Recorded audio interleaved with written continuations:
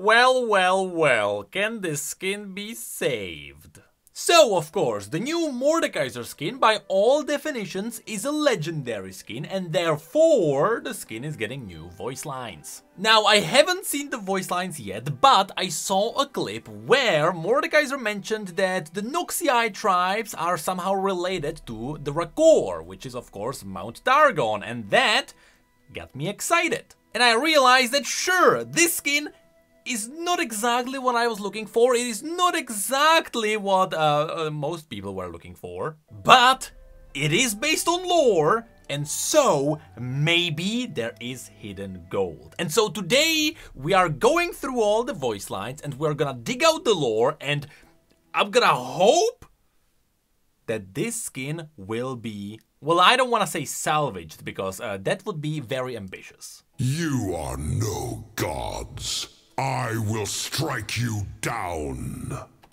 Alright, so that is a pretty decent start. So of course he's talking about kindred as gods because they are the gods of death. I think the definition would be more like a spirit of death. It can be very vague. But of course, according to the first truth, which is the religion that Mordekaiser was following, at least that's what we believe to be the case. Yeah, according to that, there were gods of death, but apparently it wouldn't be kindred. I guess to him, or according to the faith, kindred in general would be like a myth. They wouldn't really be a real god. So you know what? A good start, Sahn-Uzal. I have seen your kind. Sorcerers, soothsayers. Join me. So, in his lore, he did actually get a lot of cultists who started following him. And what Mordekaiser did is that he just used their spells and he used their dark sorcery to obviously become more powerful. And that's kind of how the Immortal Bastion really got all of those corrupted and cursed items underneath it. And yes, even in the comic we saw that during the peak of his reign, he did have a lot of cultists. And him talking about LeBlanc is kind of ironic, because saying that he has seen her kind, well, yeah, LeBlanc was technically one of your cultists. A shadow of the Sun Emperor. Interesting, because the Sun Emperor, this really depends on what were Riot's intention with this, but the Sun Emperor could be either Azir when he was alive, and then after he died he was resurrected as the Ascended Azir, which could be seen as a shadow of his former self. But maybe he is also talking about his father, because we know that, I mean, obviously Azir is a descendant of a royal blood that is in Shurima, and so he wasn't the first emperor that was in Shurima, so hey, maybe Sahn-Uzal knows something we don't. But as far as we know, Azir was always seen as the greatest emperor of all time in Shurima, so maybe he is just being aggressive. Your leader is dead. Your host scattered. You have ascended over nothing. Obviously, he's talking about Azir, who died, who was the leader of the Ascended, who later became Darkin. That's why this voice line is for both the Ascended and the Darkin. And yeah, after Azir died, the host got scattered after they started getting a little bit crazy from dealing with the Void in Icathia. And so yeah, it's kind of cool that Mordekaiser is talking about all of this. If I'm right, I mean, Mordekaiser's story should be happening after everything that happened in Shurima, so he should know about this if he learned about the history, which I'm pretty sure he did, because all of those cultists. You profess to know strength. Then face me. Again, it is cool that Noxians are still following the original idea of strength above all.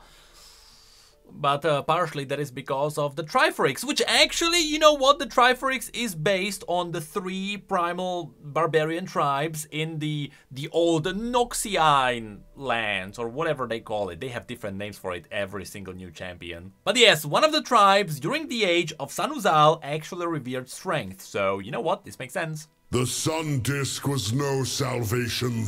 History repeats itself. So the Sun Disk, obviously, after Azir died, the Sun Disk crumbled, and so everyone kind of lost faith in the Empire. Not to mention that everyone kind of died. When the Sun Disk was destroyed by Xerath, it blew up, and so there were no real witnesses left. But it's also funny that he says that history repeats itself, because yes, the Shuriman Empire was destroyed, but so was Mordekaiser's reign. I'm not sure he realizes that yet. Neither sun nor moon will shield you from the dark of night. See, here he's obviously talking about the Solari and the Lunari and the faith that's there about all around Celestials. But there should be one more line that actually gives him a real connection to Targon, so maybe there is more depth to this than just him talking about random champions. Her kind must be bent to service or destroyed. Her kind, is it specifically LeBlanc? Because if so, then he is talking about the Black Rose, which obviously the Black Rose was around during the story of Sahn-Uzal and they betrayed him. That is how he died, so it makes sense he wouldn't be too happy about LeBlanc. If the gods will it, I will see you in the Hall of Bones. Again, according to Sahn-Uzal's religion, he believed in the glorious Hall of Bones, where once he died, he would meet the gods of death there and he would be feasting with them. Which did not happen because there were no gods of death. Your empire was always built on sand, destined to crumble. He is just being mad now. You will never see the light of your precious sun and moon again. Again, he still has, it seems like he has quotes against other regions specifically, because he's talking about Shurima, he's talking about Targon. I wonder if there's gonna be something like Demacia, because there shouldn't be. Demacia, I'm pretty sure, during the time of Mordekaiser, wasn't even really a thing. It had a different name during the ancient times, but like, the Demacia that we have right now, that was not a thing. So I wonder if he's also gonna talk about something like the Freljord, which, you know, Freljord was quite close to Noxus, so I wonder if there's gonna be any lore. The dishonored dead shall remain dead, Emperor of the Sun. So now he calls him Emperor of the Sun, so maybe he was just talking about Azir himself in the other quote. Ascension did not cure your weakness, only magnified it. He's technically not wrong, because it is specifically because of the Ascension and because of the power that came from the Sun Disk that their minds got really corrupted when they started dealing with the Void and they later turned into the Darkin. If it was just mortals, they would just die. But because they were turned into Darkin, everything was a lot worse. How diminished you are, demon. So hold on, he's calling him a demon. That's a new thing, because technically it's not a demon, it is a twisted mortal with dark magic. So does that still count as a demon? Try what you will, demon. The gods have ordained I defeat you. I just realized maybe he should also have a quote against Annie specifically because of Tybolg, you know, the other demon that Mordekaiser was commanding in his armies. So you know what, Atakan shouldn't be that special to him. Besides Atakan being his best friend, obviously. I gave you flesh. I can take it away. So the best friend relationship? Yeah, it didn't play out that well. Of course, you likely know about all of that because of the Atakan comic. Go and set a feast in the Hall of Bones. Ready them to hail me. I kinda like how that never happens and Mordekaiser just realizes that, hey, there's nothing there. There were no halls of bones and I did it all for nothing. I really like his lore. These fields of reckoning thirst for blood, and I shall see it quenched. Fields of Reckoning. Is that like a specific place that had an ancient name of some kind? Because, to be honest, Fields of Reckoning is not really a thing. There were different names for something like Valorant, though. They called it the Northern Wildlands before, so I wonder what these fields are now. I am favored by the gods, and awaited in the Hall of Bones. So, about that. I am Sahn-Uzal, Demon's Bane, Tyrant of the Great Grass Ocean, the Unconquered King. First of all, it is interesting that he still calls himself the king, because I never really thought that Sahn-Uzal would care about titles. He was just there to slaughter and kill for the glory of the gods. But also, the Great Grass Ocean is likely an ancient name for Valorant too. At this point they have like 3 different names, but I will have to say, hey, this is a pretty cool name for a continent. Glory is not earned by those who wait. You know what? Nagake Boros would actually agree with you. The gods have chosen me. They guide my hands to seize the world, and by my will, rend it. Alright, so let's pause for a moment. I have to say, these quotes are actually really good. It is such a shame we didn't actually get the properly armored Sahn-Uzal that I was expecting from the skin, because damn, this is really good. They are really selling a great character from the ancient times, especially if we know what he did. These voice lines just have a lot of punch to them. It's like, I would really say the voice lines are the one redeeming quality that this skin has. If only it wasn't $200. I dream of sacred smoke, burning fields, marrow and metal. I dream of the gods' welcome. Is that what he imagined the Death Realm to look like? Because that would make sense. We saw something similar in the vision in the cinematic, so maybe that's what he thought it was. A reckoning is a sacred duel. What is willed by the gods prevails. This is cool, because this gives some background to the name Reckoning that's being used in Noxus. Obviously we got the Reckoning arenas and we got the Reckoners, who are the people fighting in them. It is just a fancy name to use instead of the gladiators in this universe, but to be honest, Sahn-Uzal just gave it a lot more lore. Like, Reckoning was a sacred duel, as he mentioned here, so again, these voice lines are really good. I was once young, but I was never a child. I was a warrior, a survivor. Can you imagine Sahn-Uzal as a toddler already wielding a mace and just whacking people? Because that's what I'm getting from this quote. Schemers scheme, liars lie. They are beneath me, because I am king, and rulers shall rule. So this line probably sounds a lot smarter in his head. And I'll be honest, just hearing him say this sounds like we are listening to Patrick the Star. Rulers rule and crocodiles croak. I have conquered a demon and bound it to my will. None shall think themselves my equal now.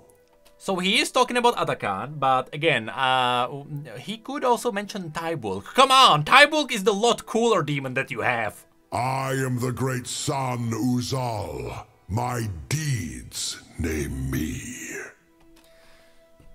So a hilarious thing that happens here is that as Sahn-Uzal dies, he simply just ceases to be. Like, Sahn-Uzal is no more. Mordekaiser replaces Sahn-Uzal in every way imaginable, because in League's universe, if you wanna bind a demon or bind anyone to anything, you need to know their true name. And it is actually in the lore where after Mordekaiser was resurrected, people tried to banish him again by saying his name, Sahn-Uzal, but he was no longer Sahn-Uzal, he was Mordekaiser at that point. So it's really cool to see that he's giving the Sahn-Uzal name a lot of value, because it is gonna go away. We are Noxii. Smoke is our shadow, darkening the sky with ashes of the unworthy.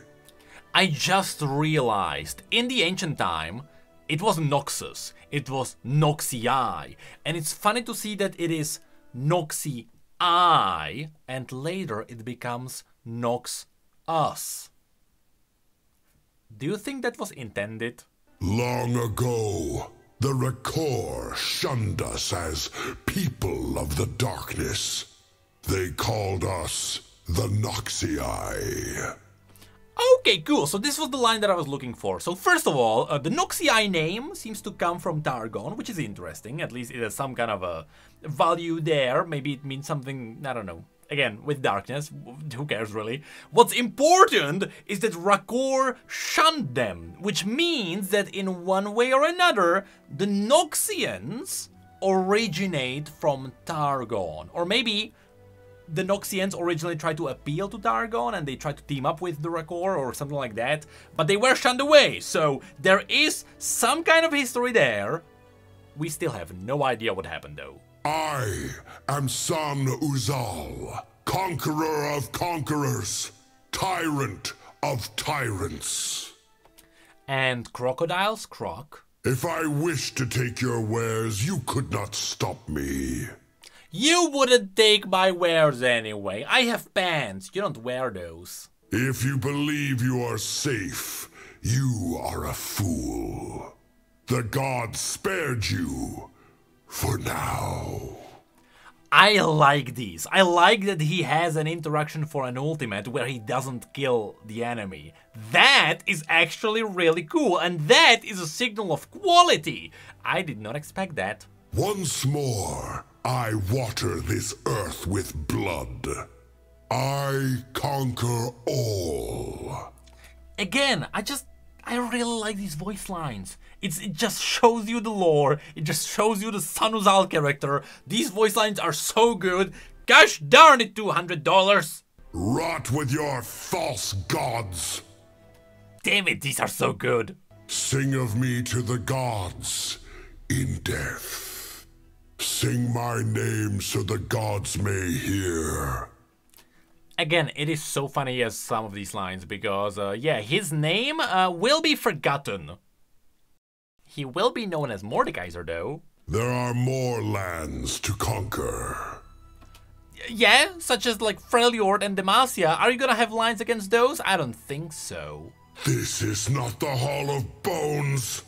I yet live.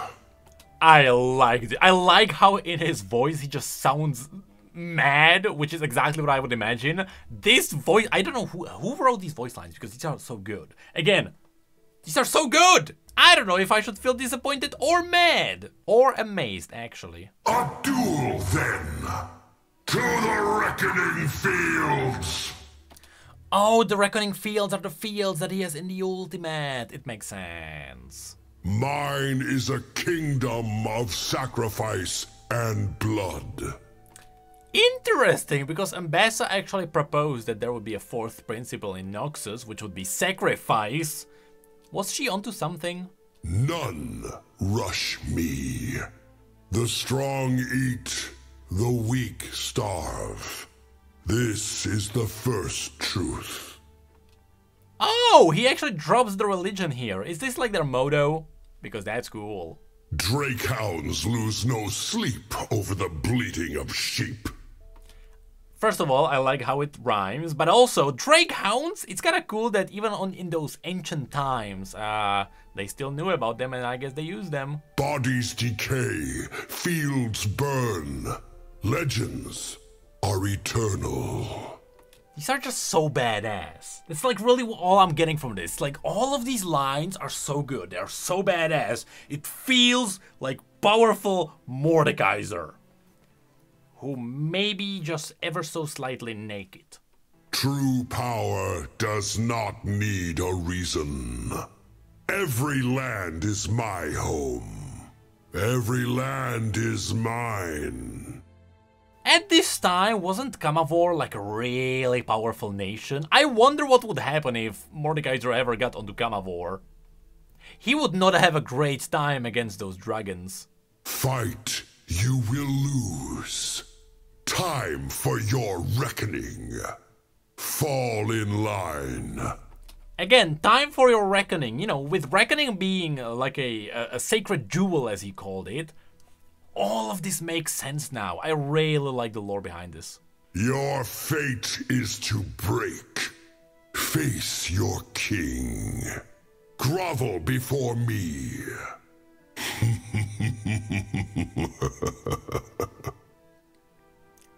Well, Don't show me those chromas. I don't like those at all. But well, I will have to say, these voice lines are really good. Like, sure, there weren't that much new lore. I like the little tidbits every now and then with stuff like them being connected to Targon, and now us having some kind of a lore reason behind them using the Reckoning Pits and stuff like that. I love all of those, even though, again, you know, we didn't learn that much. But there was some real creativity behind all of these, and I just wish that these would be used for something that people could really appreciate, because I really like these voice lines. But now, they can only be appreciated by people with a lot of money in their wallets. And you know what? I was ready to be one of these. But I'm wearing pants in every video I make. I don't think I'm a good fit for this skin.